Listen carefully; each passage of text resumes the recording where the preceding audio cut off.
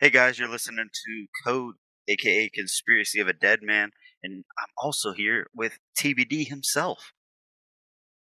Theodore Dean Aminte. Well, we're about to talk about episode 10. We talked about mental health, and we kind of took this episode a little different direction than normal. But we thought it would be fun to share with you guys and anybody that needs help or feels like they just need somebody to listen to. I think we all thought that this would be a good episode for everybody to like check out and stuff. So, um, Oh yeah, definitely a good episode. yeah, Disclaimer: you're not therapists. These are just things we've noticed and experienced, and we've gave our thoughts and ideas on them. It may work for you, it may not work for you. Take with a grain of salt, and apply where necessary. yep. And I'm not a doctor, so I'm a just to, gynecologist. yeah, or gynecologist is what you said. Yeah. He's definitely not one of those. I'll tell you. No. So we had our first ever guest on, and his name is Laugh, Laf, um, and he was already trying to steal TBD's gimmick. Yeah, he did not indeed make me laugh. I mean, himself kaboom, where I'm Dean Aminte. Yep. He's stealing my thunder. Yes, he is. We started Justice for Teddy within 3 minutes of listening to the podcast. uh, we going over dating advice. Laugh was asking us a little bit about that and had some questions for us. Where I'm not too well on that aspect, but Chante's been married for a minute, so he was able to help us out with that situation. Um, he also told us about how many naps he takes and how often he needs to take a nap before even starting his ideas of going to bed. Which is insane. I take naps to get through the day. He takes naps to go to sleep. That Yeah, no. is some confusion in the matrix. Yeah, exactly. He's definitely trying to break out of the simulation or matrix if he's taking naps before bed. It's like, and you stay asleep? I'm like, you're probably up at 3 in the morning texting your girlfriend, trying to get some more dating advice. So yeah, we also talked about like just changing things or changing your course or perspective of life. Just you got to start off by making your own bed. We used a quote from this Navy admiral where he mentions making your own bed before trying to change the world. Um, we started getting a little bit of deeper in the conversation, and then of course TBD's brother Laugh had to bring up video games and use the same reference that I just used, but give all credit to Kratos, the god of war. So I'm just saying, Kratos is undefeated. So just yeah, you may have a point. maybe. And then Laffy Taffy himself kept saying kaboom and tried to catch that as his catchphrase. And this episode ended up just becoming about mental health and even suicide prevention and talking about your fighting your angels or demons or listening to one and trying not to listen to the other or vice versa. So I don't know. I think this was a fun episode for sure. And we'll definitely be getting more out to you guys. So CBD, you want to kick it off and send them on to listen to the episode? Why, yes, sir, I do. Ladies and gentlemen, boys and girls, children of all ages, welcome to Speak in Code. Enjoy.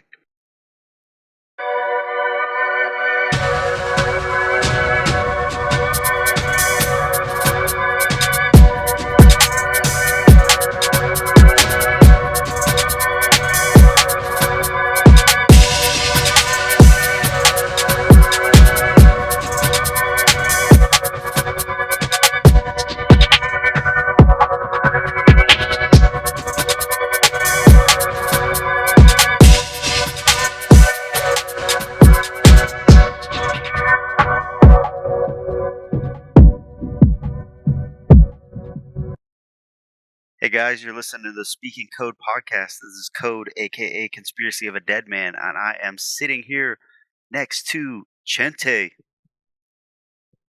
Yo. And I also have in the chair on Chante's lap TBD, Theodore Dinamite. The He's on meantime. Daddy's lap. Daddy's like, oh. And we have our I'm first. like Annabelle. Yeah. Oh no. Where's this hand? Sorry, too soon. Stranger in the tub. Yeah.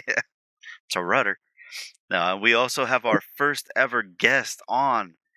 He will make you laugh out loud. His name is Laugh.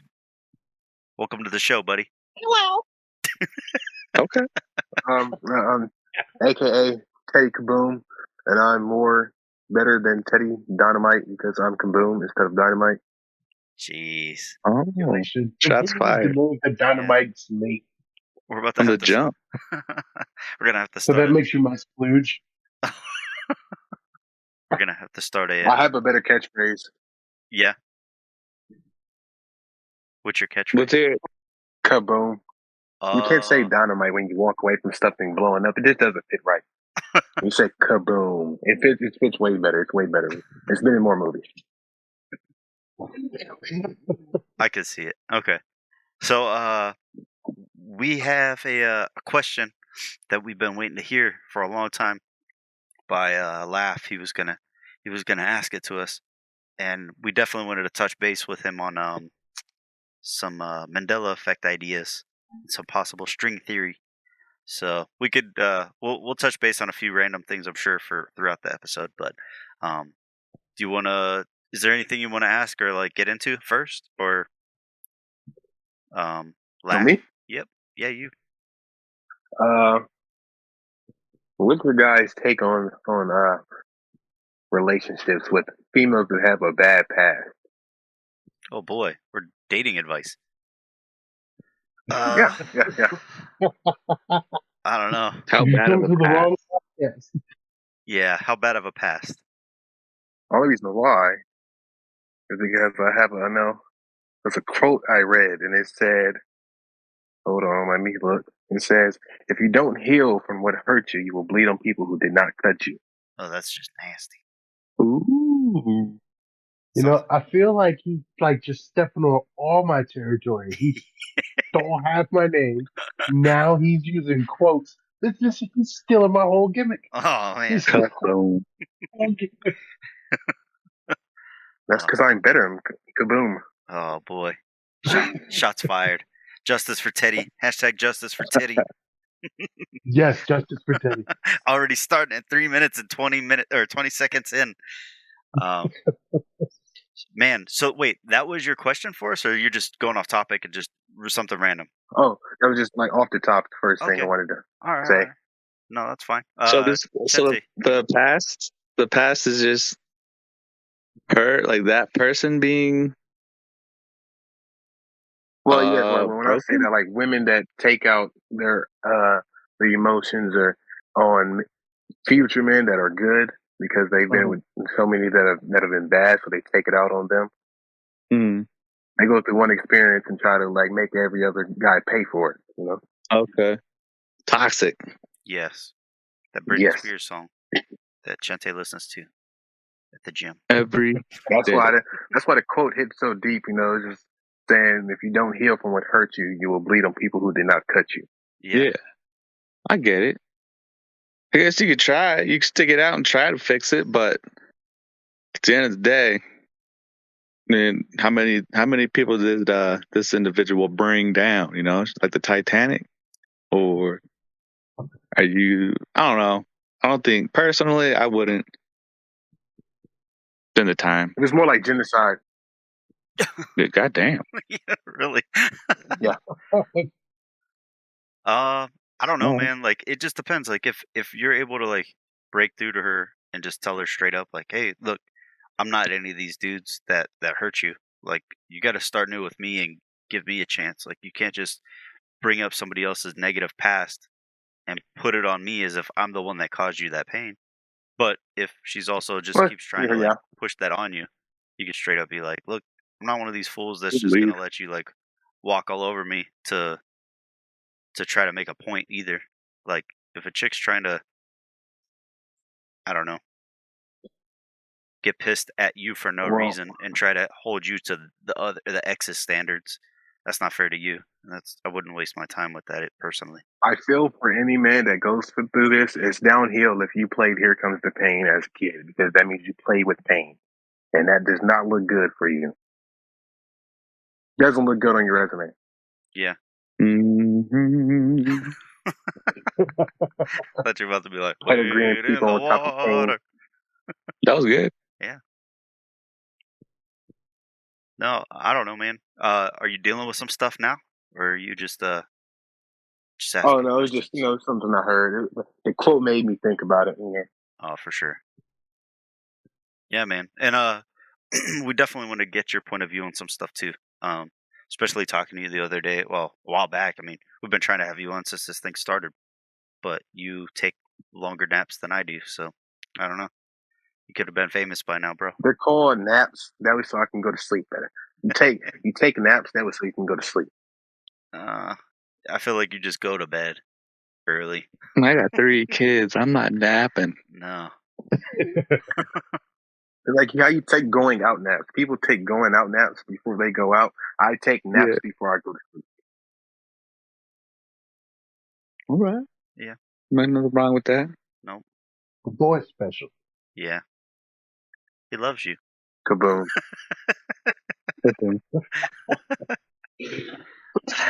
No, but I definitely wanted to get your point of view on some Mandela effect stuff. I know you had some questions about that, and I figured Chente would be able to help out with some of the answers as well. Especially, I mean, there's 3 of us, and there's you. I mean, not. I mean, you're with us. I'm just saying, like, there's 3 heads that can add up to more answers or more questions. We're like surfers. Hmm? We're like surfers. The 3-headed dog of the underworld.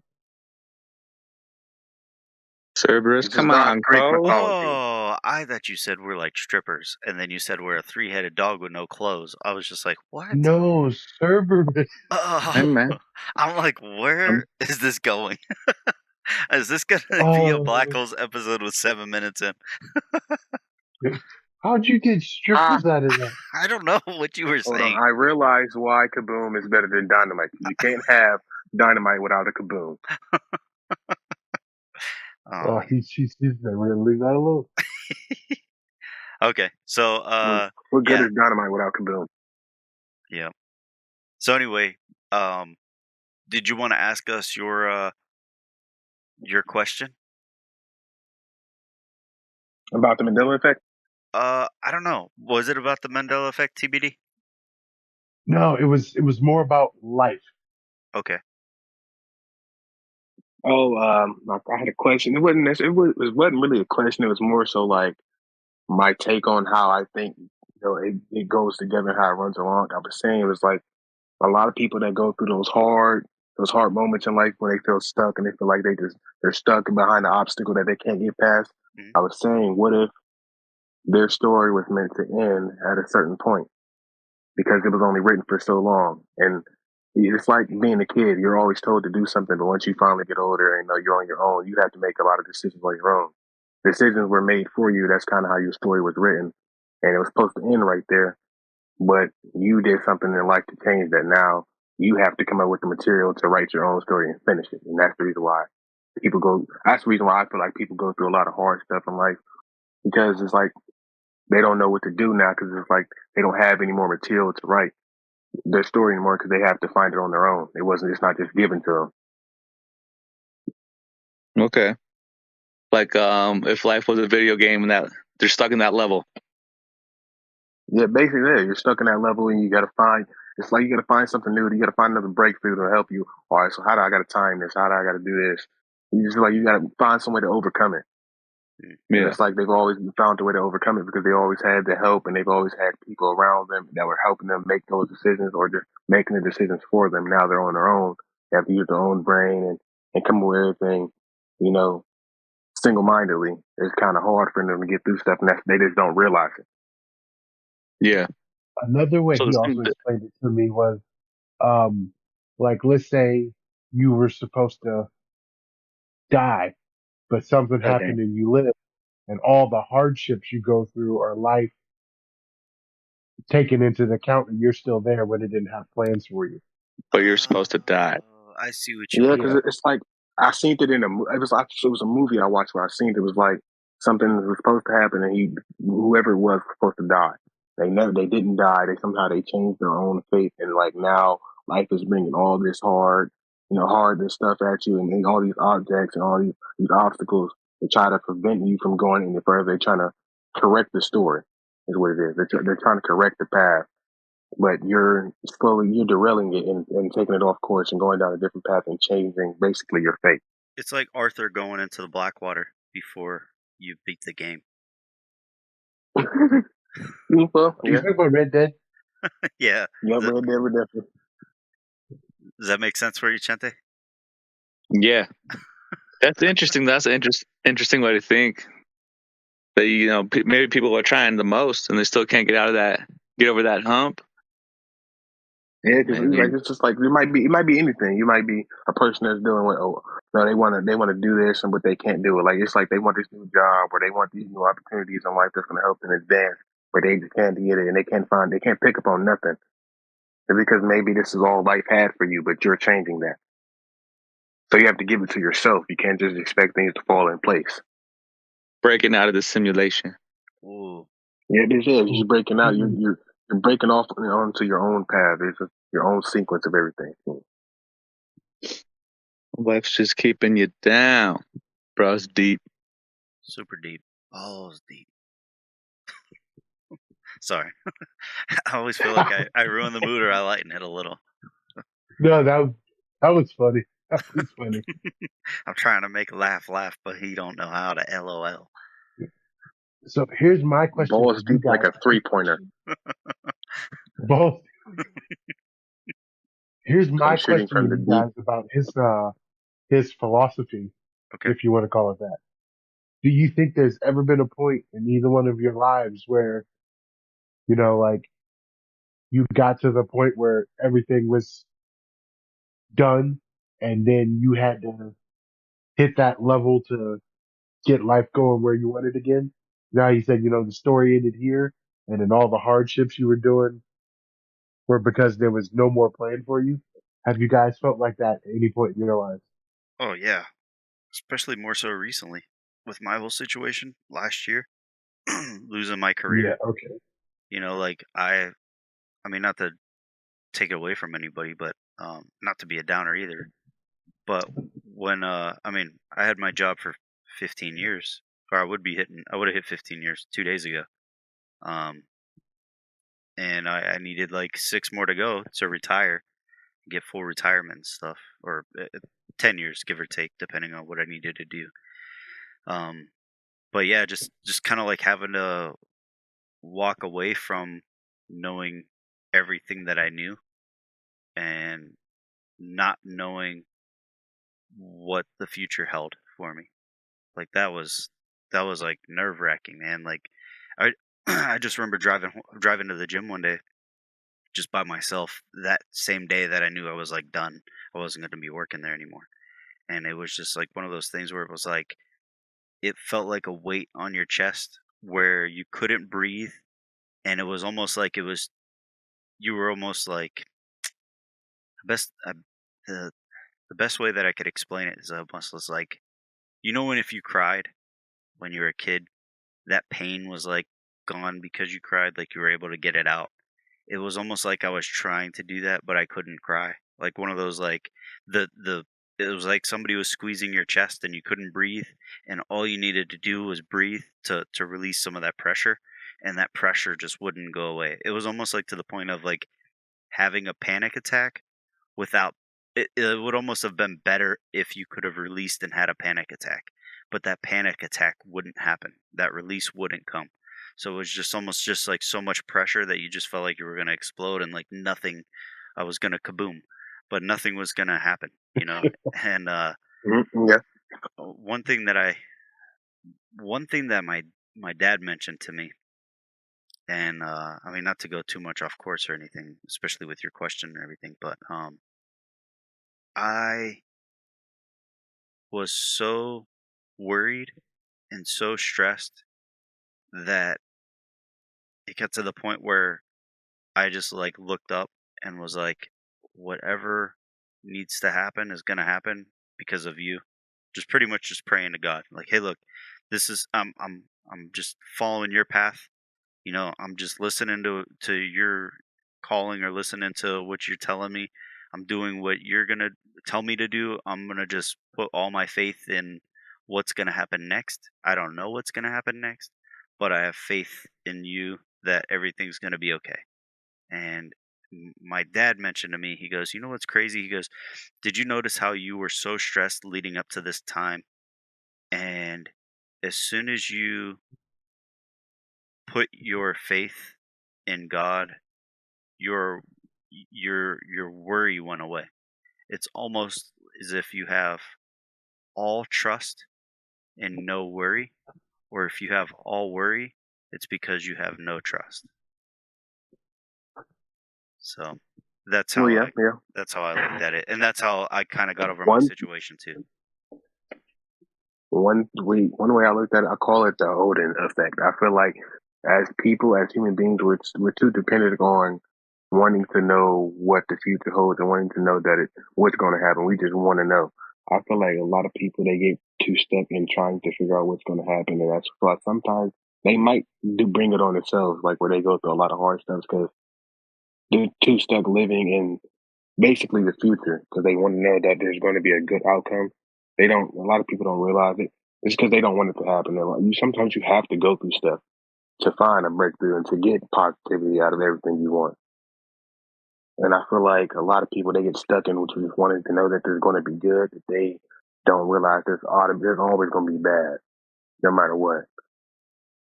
So they get too dependent on wanting to know what's going to happen instead of trying to just live in what's happening at that moment and take it in as in like they get too stuck in taking the negative out of everything instead of the positive. It's like they don't take advantage of the positivity that is around in their situation, and which is no understandable. But I feel like they should take more of the positive out of everything that they're going through. Yeah. Because like with Odin, he just was so stuck in trying to find out. He was just trying to find knowledge on what was going to happen and why things were like the way they were. And you're talking That's the Odin, reason like why he was. the Viking mythology, right? The Norse mythology. Yeah, mythology. Like when you think about it, he did so much. He betrayed people and did so much, and kind of made life tough for himself, trying to figure out what was going to happen and why things were the way they were. Because he wanted knowledge. He wanted to know. He kind of just didn't let it play all out and just try to take everything positively from it. That's why I call it like the Odin. I don't know, like the little Odin effect, because I feel like people are they're too stuck in wanting to know what's going to happen.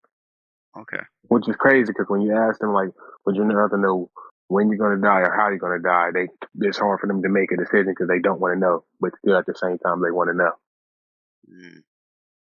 So I feel like people just confuse themselves sometimes in hard times like that. And I feel like they confuse themselves on what they really want out of life. Yeah. No, not to cut you off or anything, but like with your question and stuff, Chente or TBD, you guys want to touch on like what his question was earlier about like if you like the whole trying to think of how to even say it. Like the always having that bad situation, or like have you ever felt like you were in a bad situation that didn't get better and you felt like you needed to get out of it, or and you felt like there was no way of getting out of it, but now we know for sure that there was a way to get out of it and you're out of that situation now, of course, but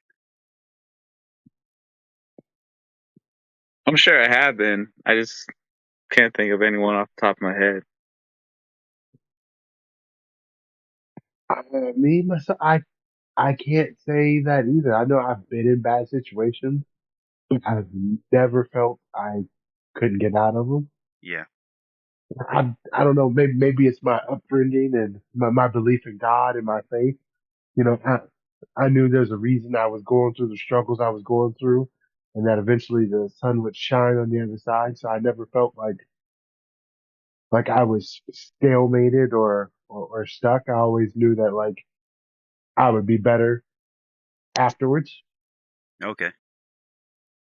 No, I have, dude, where everything was out of my control and I just gave up, and then, you know, a path opens up and you take it and everything little by little gets better and better. for sure. And like, what were You're good. what were some of the things that you felt like there's nothing left?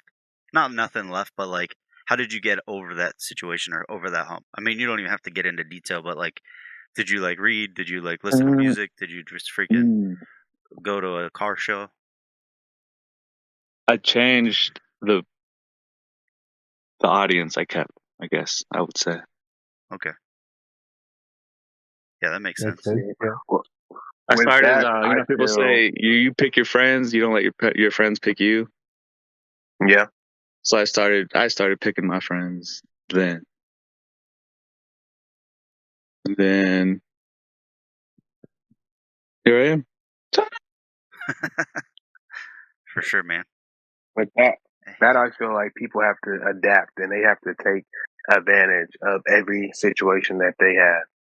And that's what I mean by that is like one thing I had to learn, or I feel like I'm learning, is like whenever you're in a bad situation, split the odds of the situation, like split directions of the situation in half, and read it out and like read what the situation really has for you, even if it's negative. Okay, well, what if bills ain't due right now, and I got some other personal stuff that's happening with just me personally? Mhm. Which one do I want to deal with? Okay, well, I know what one thing. While I say I watch TV, that's an element for me. If I can't watch TV, cables off. Let me do this, and that keep watching TV, keep me happy, because that's a hobby I have. Like, just take advantage of every situation and try to make one, at least a portion of that situation, a tad bit better. Because then you'll see results. I mean, you won't see a lot, but I feel like you'll be happier seeing results little by little because they'll come to you more once you start taking advantage of every little situation. If you just wait for everything to try to play out on its own and expect to not have to put any effort in personally and physically, it's going to be a lot. It's going to be a lot harder because, of course, it's going to get better at the end because you finally get that big breakthrough. But it's going to be a lot harder. The journey is going to be so much tougher if you put physical effort in. Even if it's a small amount, you'll see a lot of progression in small sections. But it'd be like, okay, say I was going through something for like the last couple of years. I didn't see anything for 5 years, and I was just going through a lot. If I put physical effort in, I might see something. Oh, I put effort in right here, and I seen, something good on this Friday. Then I do it, and I'm seeing everything something good at the end of every week. It's like I'm seeing a lot more back to back, and I feel like that will make your journey a lot more easier when you're going through hardships in life. Damn. This I felt guy's that. 12. Jesus Christ. That was good. Yeah, man, that's deep. That's why I was like, Yeah, I thought dude. you were gonna be asking more of like a conspiracy question, like, "Hey, man, you think the Earth is round?" That's a good fucking outlook, though. I mean, Yeah. but No, like you speaking to me directly, bro. Jesus. the other thing too, man, No, not to it's like. just like Oh, Sorry. Kaboom, motherfucker. Damn. just like when it's just like a lot of things I had to realize was like just try to make it a good moment, even if you know it's not a good. You know, you deep down inside it's not good. Even if you're not helping yourself, just try to help. Do something that you know that'll make you feel like you had a good day. Like it's one thing I had to learn. Like sometimes, like when I was hurt, I will make people laugh, and people would say, "Oh, it's funny, you made me laugh." Yada yada yada. That kind of made me feel good because it made me feel like I did something good on that day. A lot of people when they're going through stuff like that, they feel like they're doing nothing right. Feel like they didn't do nothing good. But when you hear like sometimes visual or you see it, something like like when you hear it from somebody's voice or you see it visually or you can physically feel that, I feel like that's what makes the journey of going through anything like hard times better. And that's why like when you see like I like a lot of people like athletes, they say, or I'm going through some hard stuff right now, but I know the journey gonna be good. Like a boxer, when he cuts weight or MMA fighter, that's a tough journey for them. They're going through. They might still be going through physical stuff. They got to cut weight and do all this, but at the end of the day, it paid off because they kept doing stuff to, you know, get better. Like, all right, I'm training, and I'm doing this, and I'm doing good because now I'm like you step on the scale and you see it coming down. You see the weight cut, and you feel like because you can see it. You see progression, so it makes you feel a tad bit better going through a hard time in the journey. Because even though that might not be just emotionally hurt, sometimes that still it physically hurts, Yeah, and a lot and of that weight sometimes cut it's has to. emotionally. Yeah, and that weight cut, man, that's so mental too. Like, just the idea of like, Because like this, there's some that people that don't want to like with boxers, like they don't want to. A lot of them don't want to move up weight because they like they're like where they're fighting at, and they know that they're not going to feel comfortable, or they feel like they're not going to get the shine they want, or they feel like they might run into somebody that's going to beat them in a higher weight, so they want to stay in the weight they are because that's the mindset they have. They know, or what if I move up in weight and I ain't as good as I am, or if I'm too slow.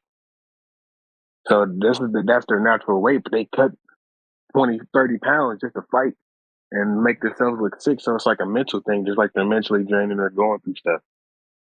But like, even though they're going through it, when they cut that weight and they step on that scale every other day or at the end of every week and during their training camp and they see the progression, it's like, all right, now I'm ready to fight and I kind of feel good and I can go out there and bang. They can see that progression and it makes them feel better about this stuff, I can say.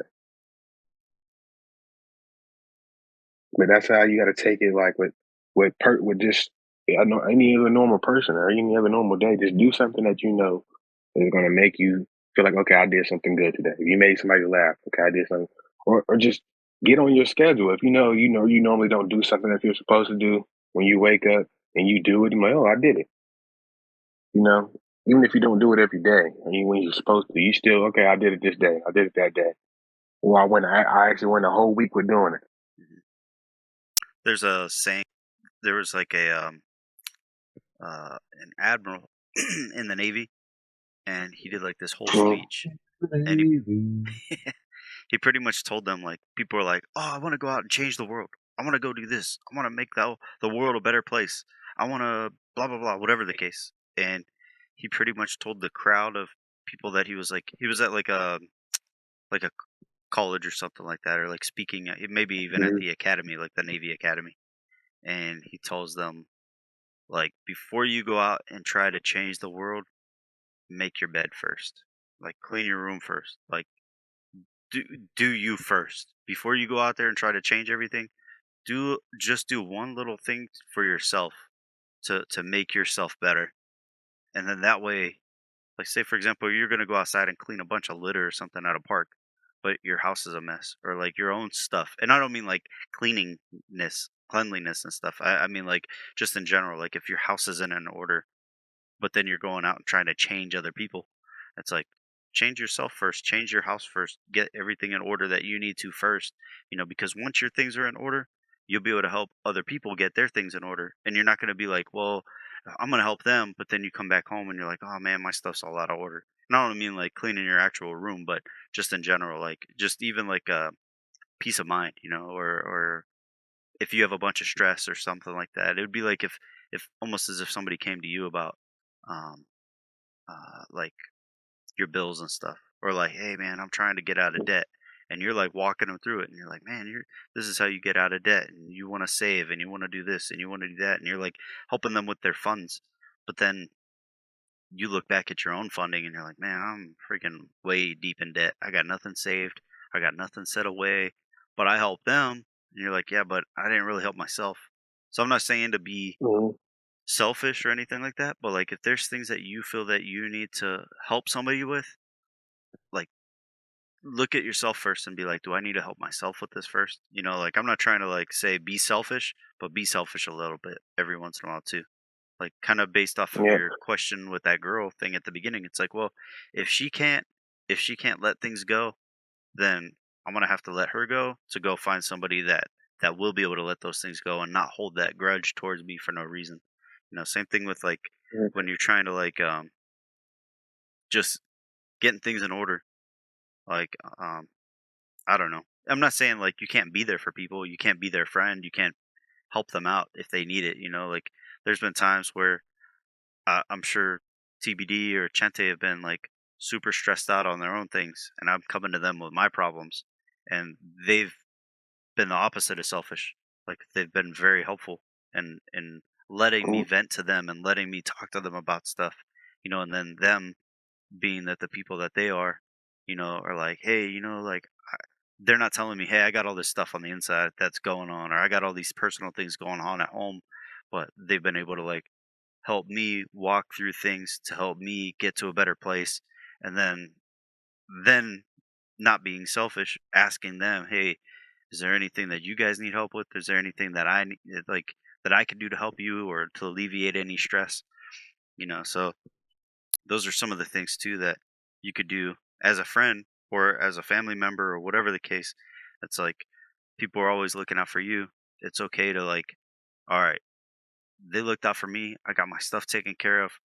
Hey, is there anything that I could do for you? Is there anything that you might need help with? Is there anything that you need to like get off your chest or you need to vent to me about, because I'm open ears, because, and the other thing too, with that whole situation, if you let people vent to you and they're just telling you all their stresses constantly, just let it roll off your shoulder, man. It's almost like that punch. It's just like slip it and just let it roll off the shoulder. Don't absorb it. Don't take in their stress either. And that could be a huge thing too, because there's been times where I've been um, in the car with somebody or at work with somebody or even outside of work, just finally at my alone time, and it's like getting calls or texts from somebody and they're telling me how stressed that they are, and it's like you should just be like, oh man, that sucks, like what can I do to help? If you need to go out for a bite to eat or a drink or whatever, cool, I'll be there for you, but don't let it um, don't let it harm your stuff too. Like there was times where the stress from somebody else would make me stressed. So I'd be like, hey, let's go out and get a bite to eat and some drinks or something. And then I'm coming home and I'm drunk or something, or I'm feel like crap from the food that I ate, or like hungover the next day, and I'm like, I did this because of this person. Like I was trying to make them feel better, but now I feel worse.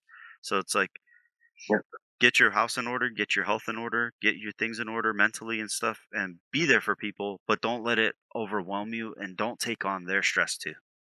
I guess that's my best advice for you. And the other thing too, like, What wise word that I learned from Kratos himself is like close. You have to like with stuff like that when when you're giving advice and people are venting to you, you have to close your heart to it.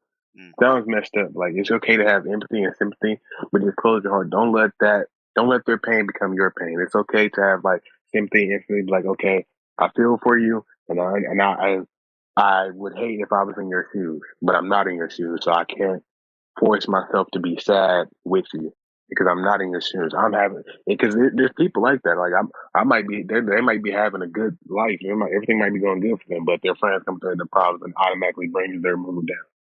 yeah, Like when you are a person that has sympathy and empathy, but you close your heart to situations like that, people can vent to you. Like, hey, I'm not in your shoes right now. I'm not in your shoes. I would hate to be in your shoes and I feel for you, but I can't force myself to be sad and be completely on your level because I'm not in that predicament. I got a good life going on at home. So I can't like completely like just let everything go and let my guard down and be sad and be all my feelings for you and ruin, my mood, ruin my feelings just because that's what you're going through. I understand what you're going through, and I hate that you're going through that. And I would help, be there, and I'll be that friend that'll help you, but I can't just completely, rip my moods rip my feelings out of the sky just for you and bring them down to the ground because that's what you're at, you know. oh, for sure, man.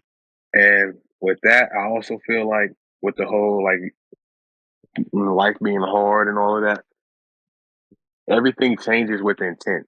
Like your intentions, basically like your mindset. You're going to go through a lot if you're only trying to get successful. But if your intentions is bad and you're trying to get successful, you're always going to go through a lot. It don't seem like everything is going bad because your intent is not in the not in the right path. If you're trying to get successful with bad intent, of course it's going to be hard. It might be easy at first, but then you see a bunch of hard ways, or like you might be doing it the lazy way. Your intent it's not in the right place.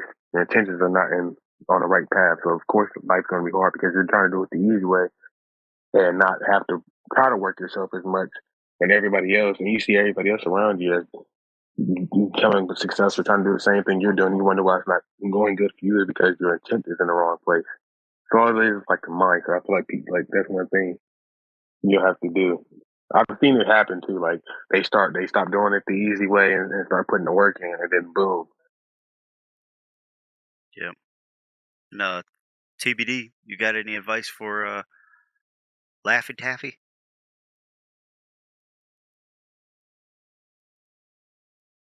Is he sleeping? I think he vacated the premises. Oh, Did you hear me? I have returned. Okay. Sorry, yeah, I heard you. Sorry, the phone call happened while he was. What'd you say? Fogel happened? I said a phone call happened Oh, like right in the middle. oh man. Okay, what was your question? God, I just code. go. Oh my gosh. Been doing this for 10 One day I'll get it episodes. right. I know. We've already done 20 episodes. Now, do you have any advice for him for what he's talking about? Cuz I know there's times Uh, where I've vented to you, man, and just like straight up like I don't know. Felt like I had put a burden on you and like you just let it roll off the shoulders and stuff. Or Chente too. I've definitely bugged him. um, nah, what he was saying is like pretty sound advice, and I, I think like each situation has like its own way to go about it, or not even situation. Sometimes individual, because like how he was saying, like close yourself to it. I do the opposite. I open myself to it because I know I can let things like roll off of me. So you have to know yourself when you're trying to help others to know how to approach the situation when you're helping them. So if you're the type of person that gets overwhelmed when you're helping others, yes, you have to close yourself off so you can help them and not put yourself in a bad situation. Or if you know like the only way you can give them sound advice and connect is to open up, then you have to do that. Like each person in each situation kind of has their own handle to it. If I'm saying it right. Yeah, I feel you. Oh yeah, yeah. Well, dude, I think this was a I don't know if this would be a black holes episode or if this is gonna have to be a mental health episode. Either way, it's Oh, I good. didn't think about Yeah. it. Yeah, I mean, Mental health. I feel like one thing I have to say about mental health for people that are going through stuff like, and they need somebody to talk to. I feel like the only people that can talk to people like that is people that have been through that. And you realize there's a lot of counselors that try to help people that probably tried to commit suicide before. That have a lot of those counselors have never been through that, and which is crazy to me. And a lot of counselors have never tried to really harm themselves. They never really have been through a lot like that, and they're the ones that's supposed to be helping you and supposed to be talking to you about it. yeah, And I feel like, which is kind of incorrect. You would want to talk to somebody that's been through that and is going through that. And the reason why I feel like that is because like when you're somebody that's going through that, imagine taping your mouth shut and trying, because like they always say, like it's like talking to a wall, but a wall always listens, and a wall probably understands a lot more because I mean it's been there. But if they had walls had eyes, they seen you do stuff. But what I feel like with people like that go through stuff like that is take your mouth shut and try to explain yourself to a person that's listening to you and see if they can understand everything you're going through. And I guarantee you, they're not going to understand because your mouth is taped shut. That's what it's like. It's like talking with your mouth taped shut to any person that's never been through that try to talk with you. Well, It's like talking again, with your that's mouth one of taped those shut. ones where I say each situation, each individual is different because sometimes talking to people that's been through that situation, they'll only give you the negative outcomes and you might be worse off. So sometimes a person that hasn't been through there will give you a different viewpoint that might help you better. I Well, mean, of like course, when I someone say a in person that that's been through that, situation, when I say a person that's been through that, I'm saying like a person that's been through that, but has seen the good, like they had a good outcome. Like not a person that's been through it, and I'm talking like a person, like a counselor, a person that became a counselor, and they went through that. Not a person that's went through that and they still like see the bad in the world and everything else. Like a oh, person that's been through that and they became a counselor and they're trying to stop people from doing the same thing because they found the breakthrough and they've seen things change and they found the better in it. it's almost as And if now like they respect the decisions that they made a lot more and making better decisions. They respect the fact that they didn't do the wrong thing or harm themselves or try to take anything away from themselves. and sometimes they do and then they realize that they made that mistake, and they're like, you know what, there is better. There is something else out there, or there's something worth fighting for or like striving for too. Mm-hmm. I think a lot of people that go through like AA or Alcohol Anonymous or the drug one and stuff like that, like those people that are counselors, I think that they have to have gone through the program themselves, meaning that they actually like survived it, and they sobered up somehow, so it's like those kind of situations. Or I even think, like, I mean, to get deeper, I mean, like on a darker level, like uh people that have gotten graped, and not the fruit, but Mhm. people that have gone through stuff like that, it's like it they're the ones that are able to talk to people because they've been through it, or they've survived it, or some of those things too. And it's like that's what's kind of cool too, is to see those people that have survived it, and they're still trying to like help others get over, or not even get over it, because they'll never get over it, but to be able to understand the situation and to overcome those demons, so to speak. I think Yeah, everybody has those types of the devil on your shoulder, whispering in your ears. That's what I think like those demons are. You got the good and you got the bad. And I mean, not to get like religious or anything. I mean, TBD can definitely account for this, I'm sure. But like what I've come to realize more so recently, is everybody has some sort of demon on your shoulder whispering the bad stuff in your ear. And I personally think that that's the flesh. I think that that's yourself. You're the one that wants to do those worldly things, because those are the thoughts that come to you through this world. And I feel like the angel on your other side is your conscience, or also known as like the Holy Spirit, so to speak. And that's telling you, like, you have your worldly and your earthly feelings, that like, hey man, I don't know, I'm just using this for example, like extreme wise, like I'm gonna look at porn today. And then you could be like on the other side, like, hey, nah man, you got this, like you don't have to do that. That's not something that I'm really into. That's not gonna make you feel better. It's like a short term. Everything I feel that is bad for you has a short term dopamine, or sort of like makes you feel good, but it makes you feel good on the outside, and it doesn't A high, exactly a make you high feel is good on the short. inside. Yes, exactly. it's like I said it's just like with cheating, male or female. Hmm.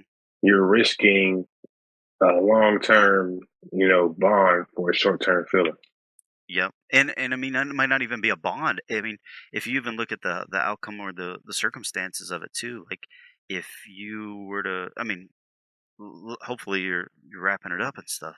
If it were to be that situation, but I mean, what if you cheated on your girl, or somebody cheated on you, and they ended up getting something, some critters? The clap. Yeah, Mm-hmm. I'm just kidding. My The light brain shut starts off and my shooting up. dog came to me. I just woke up, TBD. No. So I mean, like, you could always, any situation that you look at, I think there's always there could potentially be a bad outcome, but then there also could be a potential good outcome, and I think it depends on the fork in the road and which direction you take. So, Mm-hmm. um, but yeah, man, I think, man, I don't know, we got deep, we got balls deep. Yeah. From the three. Yeah, got three knuckles deep. No, Three knuckles. it's a three knuckle. What was that from? Do you remember? Um, Was that a what was that was that a from? Squirrely Dan reference? I want to say yes. Okay. I want to say yes. That was a Squirrely Dan reference. Yes, the first one's not a knuckle. Because It's a digit crimper. he, No. yeah, because then he went to the doctor, and the doctor and found out and came back with the information for everybody. Yeah. He's like, you can't get to the last one. The last one doesn't go inside. You're getting fisted. No. But sorry man. Take it on a goofy rabbit hole.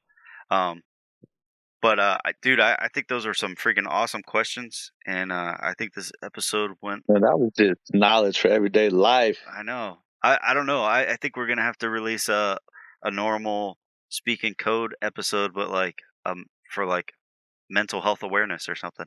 Something that I was never expecting that we would do. We did a Mental health break. yeah, we did a human Mental health trafficking one. break. Yep.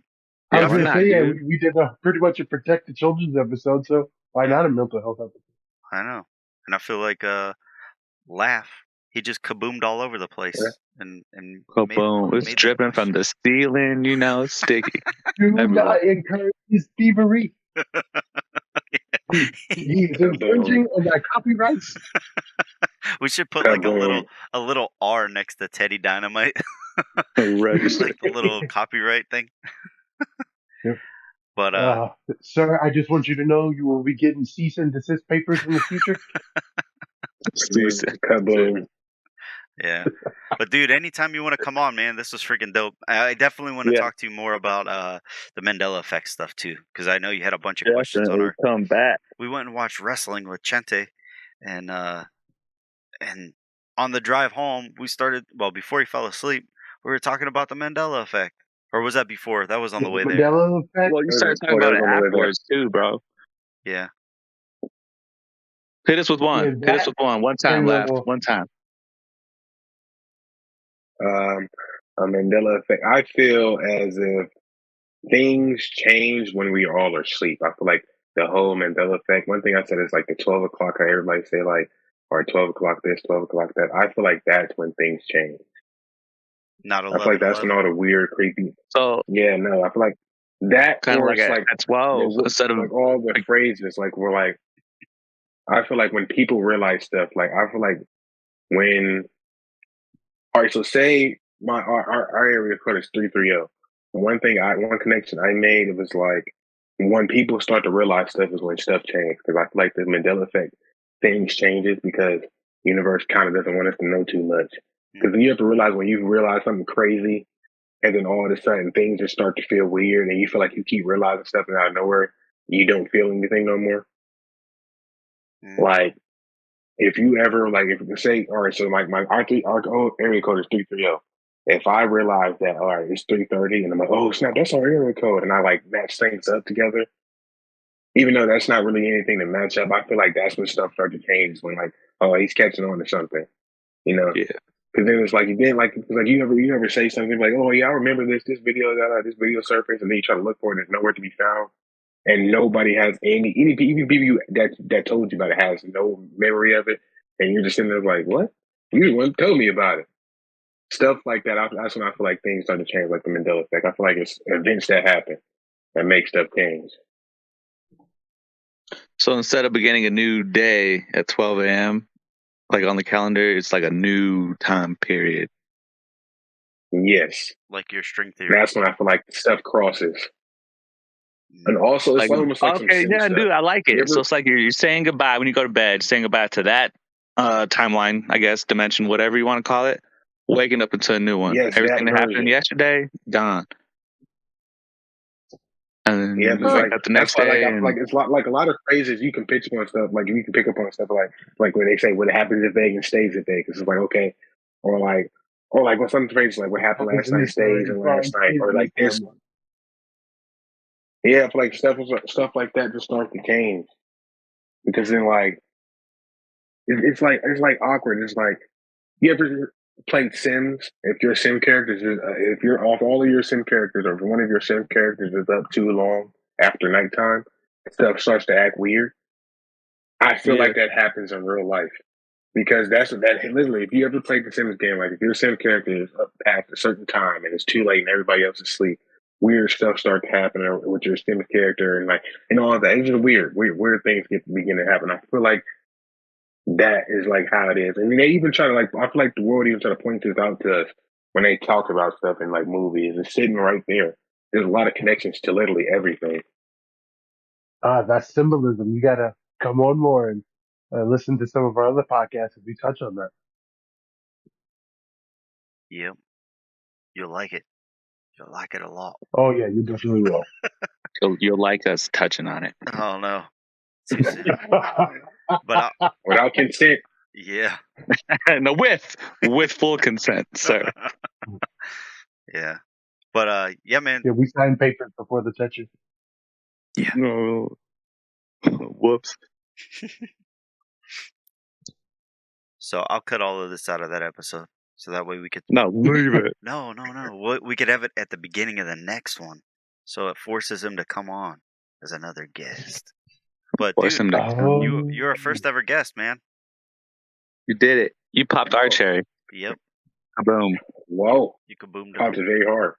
Thank you guys for listening. This was Code Conspiracy of a Dead Man with our mental health episode. We'd like to thank our guest, our first ever guest, Laugh, as he kaboomed all over the place. Honored to be here. And we'll definitely have you back on, man. Thank you for jumping in and do good in You're school. welcome. I jumped in very good. Cannonball. Yeah, do good in school, and we'll have you on again. He's like, oh, dang it. Can't make that promise. I know. Nah, you're good, dude. Anytime you want to come on, man, let me know. We'll come up with some topics, or if you come up with some topics, bring it up, and we'll throw you in again. Yep. TBD. This is Theodore Dinamite saying have a good meeting. And Chente, the homie, aka just going as Chente now. Yeah, just chanting, man. I gotta go rest my brain now. I'm out. Deuce.